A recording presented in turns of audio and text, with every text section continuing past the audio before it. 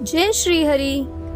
सनातन धर्म में माघ मास का विशेष महत्व है। यह वह समय होता है जब प्रकृति अपने सबसे शांत और शीतल स्वरूप में होती है। पुराणों के अनुसार माघ मास के कृष्ण पक्ष की एकादशी को षटतिला एकादशी कहा जाता है। जैसा कि नाम से स्पष्ट है, इस दिन तिल का 6 प्रकार से उपयोग करने का विधान है। यह केवल एक व्रत नहीं है, बल्कि यह मनुष्य को अपनी भूल को सुधारने और परोपकार की शक्ति को समझने का एक अवसर प्रदान करता है। चलिए आज हम उस पावन कथा की गहराई में उतरते हैं, जिसे स्वयं भगवान विष्णु ने नारद मुनि को सुनाया था। प्राचीन काल की बात है। एक नगर में एक ब्राह्मणी रहती थी। वह ब्राह्मणी स्वभाव से अत्यंत धार्मिक थी। उसका पूरा जीवन पूजा पाठ, जप तप और नियमों के पालन में बीतता था। वह भगवान विष्णु की परम भक्त थी और उनके हर स्वरूप की श्रद्धा पूर्वक सेवा करती थी। वह महिला इतनी कठोर तपस्या करती थी कि उसने कई वर्षों तक चंद्रायण जैसे कठिन व्रत रखे। उसने अपने शरीर को पूरी तरह भक्ति के रंग में रंग लिया था। उसकी भक्ति को देखकर देवता भी खुश थे, लेकिन उस ब्राह्मणी के चरित्र में एक सूक्ष्म दोष था, जिससे वह स्वयं अनभिज्ञ थी।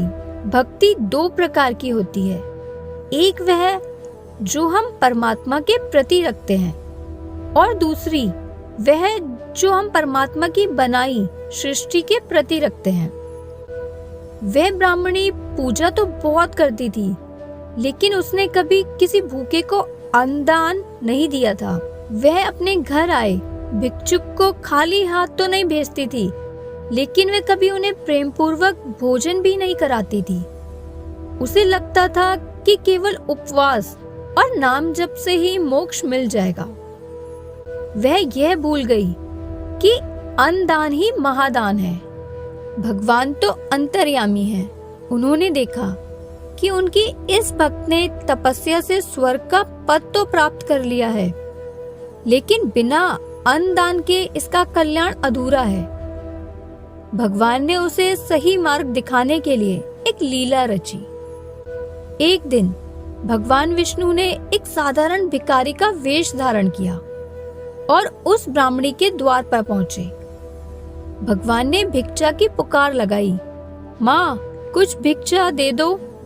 ब्राह्मणी बाहर आई। उसने देखा कि एक दुर्बल भिक्षुक सामने खड़ा है। उस समय वह क्रोधित हो गई, क्योंकि वह अपनी पूजा में व्यस्त थी। उसने सोचा कि यह भिखारी मेरी एकाग्रता भंग करने आया है। उसने क्रोध में आकर जमीन से एक मिट्टी का ढेला उठाया और उसे भिक्षुक के पात्र में डाल दिया। भगवान विष्णु उस मिट्टी के ढेले को ही प्रसन्नता पूर्वक स्वीकार कर अपने लोक वापस लौट आए। समय बीता और वे ब्राह्मणी अपनी तपस्या के प्रभाव से देह त्याग कर स्वर्गलोक पहुंची। वहां उसकी भक्ति के कारण उसे एक सुंदर महल मिला, लेकिन जैसे ही वह महल के भीतर गई, वह दंग रह गई। महल के अंदर ना तो अन्न था, ना वस्त्र थे और ना ही सुख सुविधा की कोई सामग्री। वह महल पूरी तरह से खाली था। वहां केवल एक आम का वृक्ष था, जिस पर कोई फल नहीं था। वह व्याकुल होकर भगवान विष्णु के पास दौड़ी और बोली, हे प्रभु, मैंने जीवन भर आपकी इतनी कठिन तपस्या की, उपवास रखे, अपनी देह को सुखा दिया, फिर मुझे ये रिक्त महल क्यों मिला? यहाँ तो खाने को एक दाना भी नहीं है। भगवान विष्णु मंद मंद मुस्कुराए और बोले, हे देवी, तुमने तपस्या तो बहुत की, लेकिन तुमने कभी अन्न का दान नहीं किया। तुमने मेरे भिक्षुक स्वरूप को मिट्टी का ढेला दिया था। प्रकृति का नियम है कि जो हम बोते हैं वही हमें मिलता है। तुमने मिट्टी बोई थी, इसलिए तुम्हें ये मिट्टी जैसा ही रिक्त स्थान मिला। ब्राह्मणी को अपनी गलती का एहसास हुआ। उसने विलाप करते हुए प्रभु से क्षमा मांगी और अपनी भूल सुधारने का उपाय पूछा। भगवान ने दया करते हुए कहा, हे ब्राह्मणी, तुम अपने महल में जाकर द्वार बंद कर लो। कुछ समय बाद देव स्त्रियां तुमसे मिलने आएंगी। वे तुम्हें शर्तिला एकादशी के व्रत का विधान और उसकी महिमा सुनाएंगी। जब तक वे तुम्हें पूरी कथा और विधि न बता दे, तब तक तुम द्वार मत खोलना। ब्राह्मणी ने वैसा ही किया। जब देव स्त्रियां आईं, तो ब्राह्मणी ने द्वार के पीछे से ही उनसे प्रार्थना की कि वे उसे शर्तिला एकादशी का महत्व बताएं। देव स्त्रियों ने उसे विस्तार से इस व्रत की महिमा सुनाई। व्रत की 6 मुख्य विधियां बताई। पहली, तिल स्नान, जल में तिल डालकर स्नान करना। दूसरा, तिल उबटन, शरीर पर तिल का उपटन लगाना। तीसरा, तिल का हवन, अग्नि में तिल की आहुति देना। चौथा, तिल तर्पण, पितरों को तिल मिश्रित जल अर्पित करना। पांचवा, तिल का भोजन, स्वयं तिल से बने पदार्थों का सात्विक सेवन करना। और छठा, तिल का दान, ब्राह्मणों और जरूरतमंदों को तिल और अन्न का दान करना। ब्राह्मणी ने देव स्त्रियों के बताए अनुसार माघ मास की इस एकादशी को पूरी निष्ठा से पालन किया और विशेष रूप से तिल व अन्न का दान किया।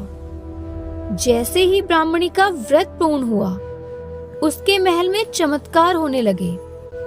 जो महल खाली था, वह अन्न, धन, स्वर्ण और रत्नों से भर गया। उसका आम का वृक्ष फलों से लद गया। वे स्वयं दिव्य स्वरूप वाली हो गई। उसे समझ आ गया कि भक्ति के साथ साथ परोपकार और दान ही जीवन को पूर्ण बनाता है। यह कथा हमें 3 मुख्य बातें सिखाती है। पहला, दान का महत्व। हम चाहे कितनी भी पूजा कर लें, अगर हमारे हृदय में दूसरों के प्रति करुणा नहीं है और हम दान नहीं करते, तो हमारी साधना अधूरी है। दूसरा, अहंकार का त्याग। ब्राह्मणी को अपनी तपस्या का अहंकार था, जिसे भगवान ने मिट्टी के ढेले के माध्यम से तोड़ा। तीसरा, प्रायश्चित। अगर हमसे कोई भूल हो जाए, तो सच्चे मन से किया गया व्रत और प्रायश्चित हमें पुनः सही मार्ग पर ला सकता है।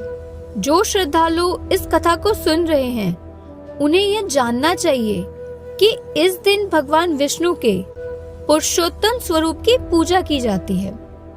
सुबह उठकर संकल्प लें, भगवान को तिल के लड्डू और खिचड़ी का भोग लगाएं।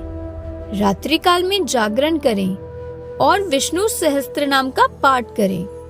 अगले दिन ब्राह्मण को भोजन कराकर स्वयं पारण करें। शर्तिला एकादशी का ये पावन व्रत समस्त पापों को नाश करने वाला और स्वर्ग की प्राप्ति कराने वाला है। जो मनुष्य इस दिन तिल का दान करता है, जितने तिल उसने दान किए होते हैं, वह उतने ही हजारों वर्षों तक स्वर्ग में वास करता है, जितने तिल उसने दान किए होते हैं। जय श्री लक्ष्मी नारायण।